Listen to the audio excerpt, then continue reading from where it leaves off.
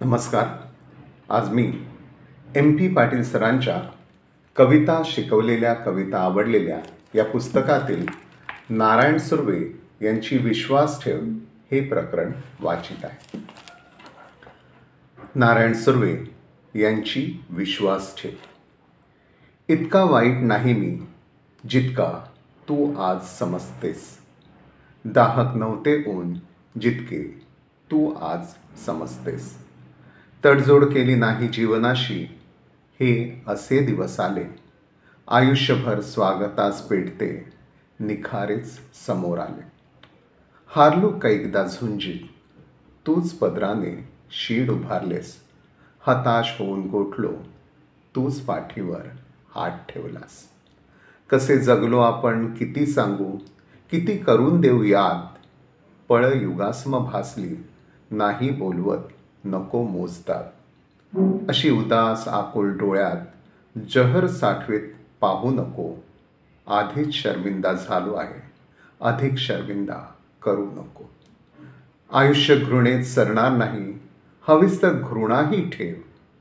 ज्या खडकावर घुसळलीस मान, त्या माणसावर विश्वास ठेव. मूल्यपूर्ण सहजीवन जगणाऱ्या दाम्पत्याच्या आयुष्यातील झुंज, पराभव, त्यात प्रकट होणारी प्रीती, त्याचबरोबर दुःख, नैराश्य, यातून निर्माण होणारे ताणतणाव आणि अखेरचे दिले घेतले, प्रतिविश्वासाचे अभिवचन यांचे भावचित्र रेखणारी ही कविता.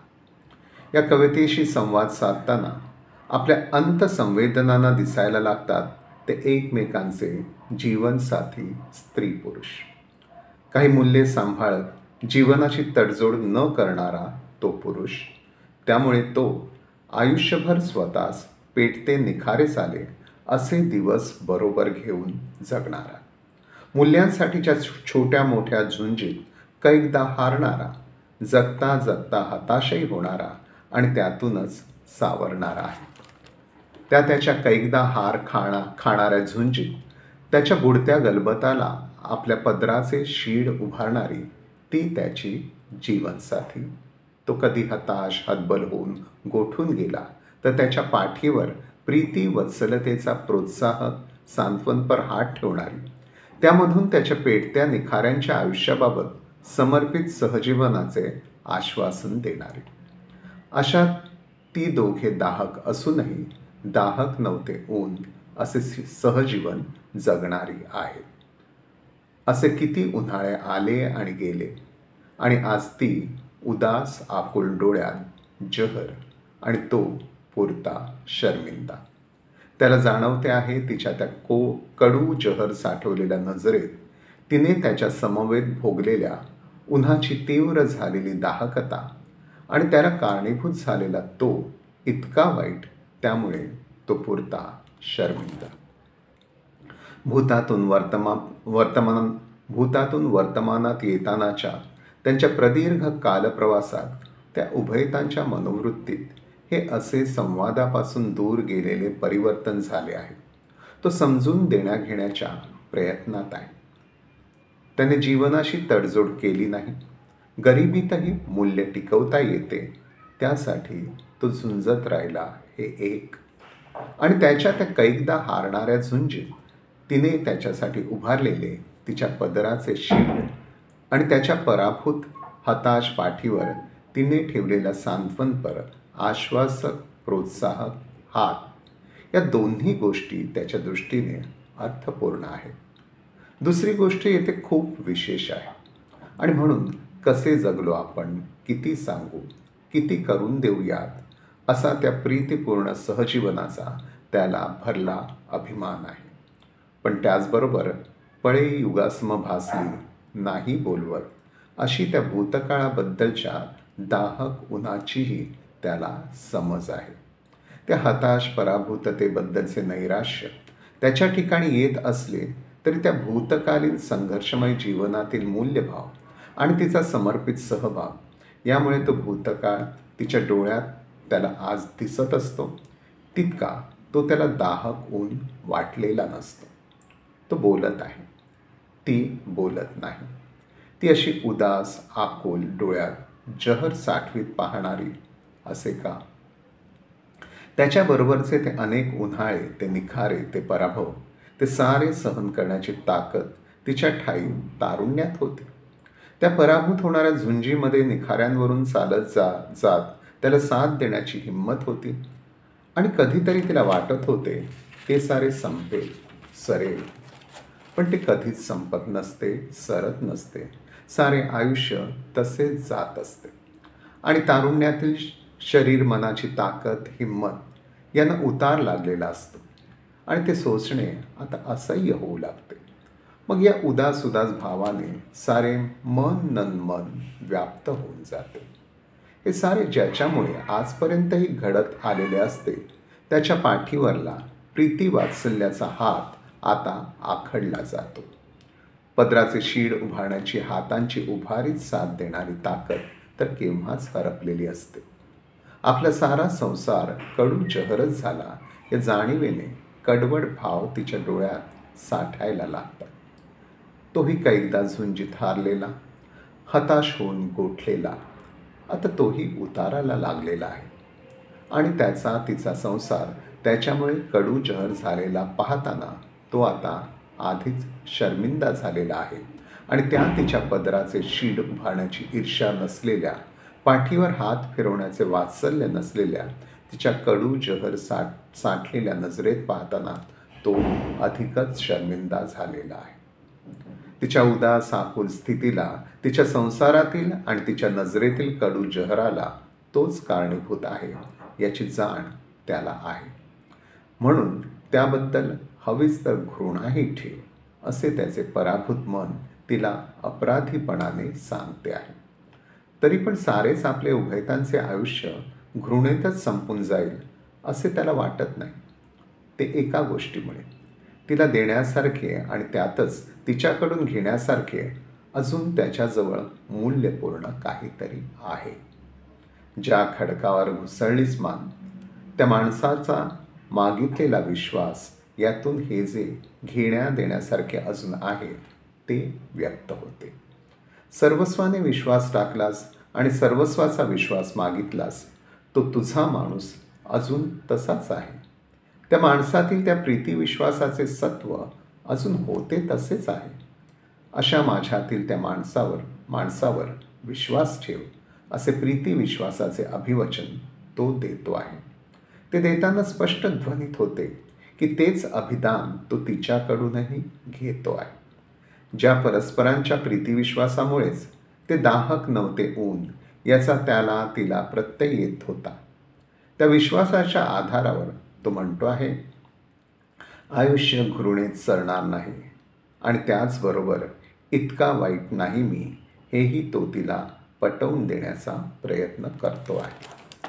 ही कविता त्या दाम्पत्याच्या भावजीवनाचा, त्यामधील ताणतणावाचा, त्यांच्या जीवनातील संघर्षाचा, झुंज पराभवाचा, स्त्री पुरुषातील अद्वैत प्रीतीचा आणि प्रीतिविश्वासाचा एक संमिश्र अनुभव आपल्याला देते. असा अनुभव देणाऱ्या या कवितेचे बोलणे कोणत्या स्वरूपाचे आहे? एका दाम्पत्याच्या भूतकालातून वर्तमान कालापर्यंत वाचकाला फिरवून आणून त्यांच्या भविष्याबद्दल सूचन देणारी ही कविता आहे. अशा कवितेत थोडी कथा, थोडे नाट्य असले तरी प्रामुख्याने ती भावकविताच असते. साधे सुधे बोलगद्य बोलता बोलता ती भावजीवनात शिरते. तेव्हा तिथे प्रतिमांची भाषा येणारच. ती कविता असल्याने प्रास, अनुप्रास, लय, ताल यांचा भावानुसार तोल सावरणे क्रमप्राप्त होते. इतका वाईट नाही मी, अशा साध्या गद्य बोलभाषेने कविता सुरू होते. लगेचच येणारा जितका तू आज समजतेस या विरोधी ठसक्याने तू मी मधील भूतवर्तमानातील त्यांच्या नात्याबद्दलचा ताण स्पष्ट होतो. इतका जितका हा कठोरता व्यंजक प्रास तिच्या मनातील त्याच्याबद्दलचा आजचा भाव ठसठशीत करते आणि त्यांच्या विरोधी ताण अधिकच अधोरेखित केला जातो. पहिल्या ओळीतील ती समजत असलेला जितका वाईट मी आणि दुसऱ्या ओळीतील ती समजत असलेले जितके ऊन यात काही अर्थविषयक समांतरता प्रस्थापित केली जाते. तिला छेद देणाऱ्या, तिथेच नाकारणाऱ्या वाक्यात दाहक ऊन या प्रतिमेची योजना होते. आपला भूतकाळ तेवढा तापदायक, दुःखदायक नव्हता, हा आशय व्यक्त करणारी ही परिचित प्रतिमाही अर्थवाहक आणि योजनापूर्ण ठरते. हे जीवन कसे दाहक ऊन नव्हते हे परिणामकारकरित्या सांगण्यासाठी पुढील 5 ओळी येतात. तडजोड केली नाही जीवनाशी ही सरळसोट स्पष्टोक्ती त्याची कुठल्या तरी मूल्यासाठी पुढे कुठेही तडजोड न करणारी ठाम व्यक्तिवृत्ती स्पष्टपणे उभी करते. त्यामुळेच त्याच्या वाट्याला आयुष्यभर स्वागतास पेटते निखारेच सामोरे आले. प्रत्येक दिवस हा स्वागतास सामोरा येणारा दाहक दुःखभोगाचा एक एक पेटता निखाराच. तेथील रेकारांत सहितची एकारांतची मालिका जणू पेटत्या निखाऱ्याचीच मालिका डोळ्यासमोर उभी करते. रोजचे हे अग्निदिव्य मूल्यांसाठी तडजोड न करता हे असे जीवन जगणे. पेटते निखारे हे प्रतिमा केंद्र, प्रतिमा क्षेत्रातील आयुष्यभरच्या साऱ्या दिवसांना आपल्या आगीने धगीने व्यापून टाकणारे आहे. त्याच्या मूल्यनिष्ठ जीवनाचा जो दुःख भोग असतो त्याची दाहकता, तीव्रता ज्वलंत करणारे हे शब्द आहेत. हरलो कैकदा झुंजीत असे आयुष्य तिच्या त्याच्यासारख्या जगणाऱ्यांच्या वाट्याला येते. ही झुंज एकाकी एकट्याची असते. म्हणून हरणे 1, 2दा 3दा नव्हे, कैकदा. रात दिसाच्या त्याच्या या युद्धाच्या प्रसंगात त्याची जीवनयात्रिक त्याच्या साथीला येते. त्याचे झुंज देणारे एकाकी गलबत वादळ वाऱ्यात बुडायला लागते. तिथे त्या गलबताला ती तिच्या पदराचे शीड उभारते. शीड हे गलबताचे सर्वस्व आणि पदर म्हणजे स्त्रीचे प्राण सर्वस्व. ती आपले हे प्राण सर्वस्व पणाला लावून त्याला आणि त्याच्या लढ्याला नवी उभारी देते. त्याच्या पराभूत झुंजीत तिची सर्वस्वाची साथ देणारी उभारी आणि तिचे पदराचे शीड उभारणे ही एकात्म भावनिक समता साधणारी प्रतिमा येथे असा ताजेपणाचा सौंदर्यसर्जक अनुभव देते. त्याचा पराभव होतो, तो हताश होतो, तो गोठून जातो, त्याची चेतना संपते. अशा वेळी त्याची चेतना जागी करण्यास ऊब लागते. तिने ठेवलेले त्याच्या पाठीवरले आश्वासक, प्रोत्साहक वत्सल हात, या अशा हातांनी हे सारे त्याला लाभते. मातेने बाळाच्या पाठीवरून फिरणारे वत्सल हात येथे काव्य संकेताबाबत थोडे वेगळे वळण घेऊन भावाशयाला चैतन्यशील करतात. असे वादळ वाऱ्यात एकमेकांना साथ देणारे अद्वैत प्रीतीचे सहजीवन आपण जगलो. कसे जगलो आपण तर किती सांगू, किती करून देऊ याद, नको ती मोजतात. कसं, किती असे प्रश्न त्यांना पूर्णविरामी ठसक्याचे उत्तर नको याद, नको मोजतात. त्या जीवनाबद्दलचा त्याच्या कथनाला अभिमान आहे, पण या वादळी सहजीवनाला कथेला मध्येच तुटक वृत्तीने दिलेला तो गद्य पूर्णविराम आहे. दाहक नव्हते ऊन हे तिला पटवण्यास पुरेसे आहे हा मथितार्थ. त्या संघर्षमय पराभूत जीवनातील दुःखभोगाचा आवेग व्यक्त करण्यास आलेली पळे युगासम भासली ही रूढ प्रतिमा असली तरी कसे जगलो आपण, किती सांगू. या अभिमान द्योतक उद्गार वाचकांना जोडून आल्याने त्या क्षणांचा भरला अभिमान तिच्यामुळे अधिक उत्कटतेने व्यक्त होतो. पण कविता वर्तमानात येऊन त्याच्या समोरील तिच्यावर केंद्रित होते आणि एक विरोधाचा ताण कवितेला वेगळ्या दिशेला घेऊन जातो. त्या दोहोंनाही वेगळ्या भावस्थितीत घेऊन जातो. तिची भावस्थिती व्यक्त करणारी 2 विशेषणे आणि ही दृश्य भावप्रतिमा इथे एकत्रित येतात.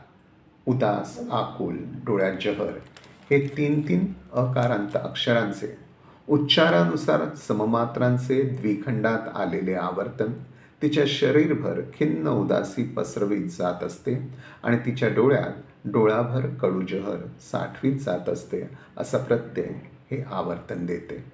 आधीच शर्मिंदा झालो आहे ही त्याची प्रतिक्रिया आणि अधिक शर्मिंदा करू नको ही तिच्यापाशी केलेली याचना काहीशी भावविषक ठरते. पण अशा वेळची ही भावविषक याचना इतका वाईट नाही मी या आरंभीच्या अपराधीपणाच्या निवेदनाला सुसंगत ठरते. आणि शेवटी हवीच तर घृणाही ठेव हे पराभूताचे लीन दिन शब्द रचनेत येतात. पण आयुष्य घृणेत सरणार नाही अशी कुठल्या तरी आत्मशक्तीच्या साक्षात्काराची ठाम खणखणीत गद्यभाषा तिथे येते. तसे हे तिला उभयतांच्या भविष्यासाठीचे दिलेले आश्वासन आहे. असे आश्वासन देताना त्या माणसावर विश्वास ठेव असे आवाहन केले जाते. त्या आवाहनाला तिची आर्द्र साथ मिळणारच हे सूचन स्पष्ट होते. ते ज्या खडकावर घुसळलीस मान या प्रतिमेतून. ही प्रतिमा त्यांची अद्वैत प्रीती व्यक्त करणारी आहे. प्रत्ययकारी संवेदना आणि तरल भावबले यांचे सेंद्रिय संश्लेषण पूर्ण एकजीवीकरण करणारी ही प्रतिमा आहे. कधीही शब्दवाच्य न होणारी भावस्पंदने संघटित करणारी ही केवळ स्वसंवेद्य काव्यात्मक प्रतिमा होय. खडक या प्रतिमेतून तिला त्या मागच्या क्षणी भावलेले त्याचे ताठ, दुर्दम्य, अभेद्य, अजिंक्य, निर्भय व्यक्तिमत्व उभे राहावे असे त्याला वाटते. त्या अशा खडकावर घुसळलीच मान या रूप प्रतिमेतून त्याला आजही ती तशीच असावी असे वाटते. अशा या खडकावर त्या माणसावर विश्वास ठेव असे हे प्रीत भरले आवाहन आहे. धन्यवाद.